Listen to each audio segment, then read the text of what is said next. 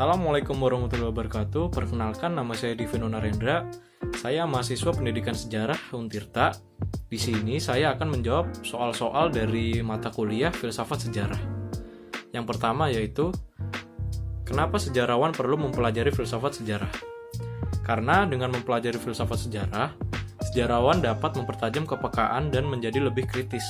Selain itu, sejarawan juga dapat membuat suatu penilaian sendiri terhadap pengkajian suatu peristiwa sejarah. Dan juga sejarawan dapat memetakan aliran-aliran yang dapat digunakan dalam tulisannya. Dan juga untuk meminimalisir subjektivitas dalam penulisan sejarah. Lalu yang kedua, terdapat 3 dasar pemikiran filsafat, yaitu ontologi, epistemologi, dan aksiologi. Jelaskan ketiganya dan kaitannya dengan filsafat sejarah. Baik, yang pertama ada ontologi. Ontologi ini adalah teori tentang ada. Ontologi berusaha membahas tentang berada, eksistensi sesuatu, maka filsafat sejarah berusaha untuk mengenai ada, cara berada, eksistensi sejarah ialah dari mana ada sejarah, bagaimana proses ada sejarah. Jadi, objek ontologi filsafat sejarah adalah sejarah sebagai peristiwa.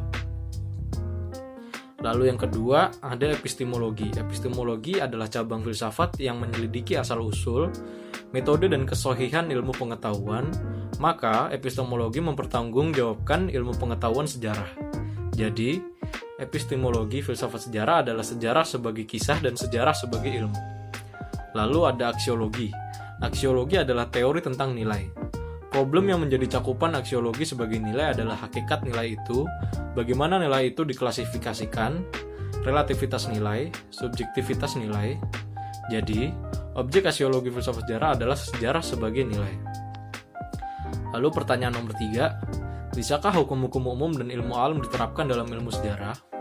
Nah, menurut Patrick Gardiner, teori adalah hukum-hukum yang menjelaskan segalanya.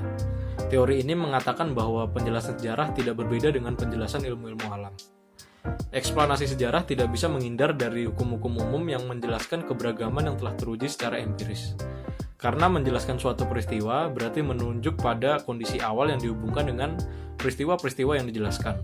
Jadi dapat disimpulkan bahwa hukum-hukum umum dan ilmu alam dapat diterapkan dalam ilmu sejarah.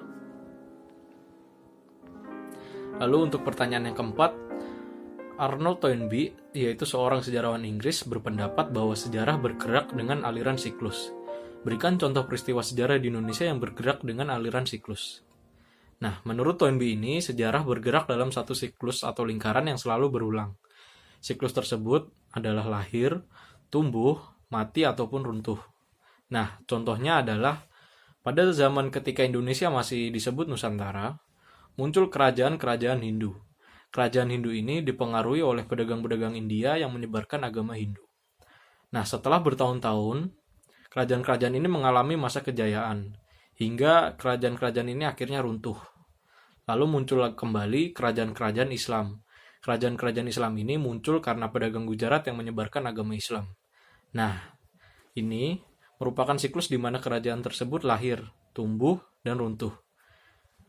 Lalu karena teori siklus ini, maka lahir kembali kerajaan baru. Lalu pertanyaan yang kelima, kenapa filsafat sejarah barat pada zaman modern semakin rasional dan menjauhi agama? Nah, menurut saya, filsafat itu berarti mencari tahu kemungkinan yang belum terjadi. Dan jika kita berbicara kepada konteks kepercayaan, maka filsafat bisa saja sangat membantu untuk mengetahui kemungkinan yang belum terjadi atau yang tidak dibahas dalam kepercayaan tersebut. Tetapi, jika kita membahas filsafat agama tertentu, maka akan ada batasan-batasan yang tidak boleh dilewati. Maka akan tertabrak oleh ajaran agama tersebut. Lalu, mengapa filosofi barat yang jauh dari agama? Mengapa banyak filosof barat yang jauh dari agama sehingga cenderung ateis? Karena dengan menjadi ateis tersebut, berarti mereka tidak ada batasan atau menghilangkan batasan yang total, di mana batasan tersebut akan menghalangi pencarian kemungkinan untuk menjawab pertanyaan-pertanyaan yang belum terjadi. Mungkin cukup sekian dari saya. Kurang lebihnya mohon maaf. Wassalamualaikum warahmatullahi wabarakatuh.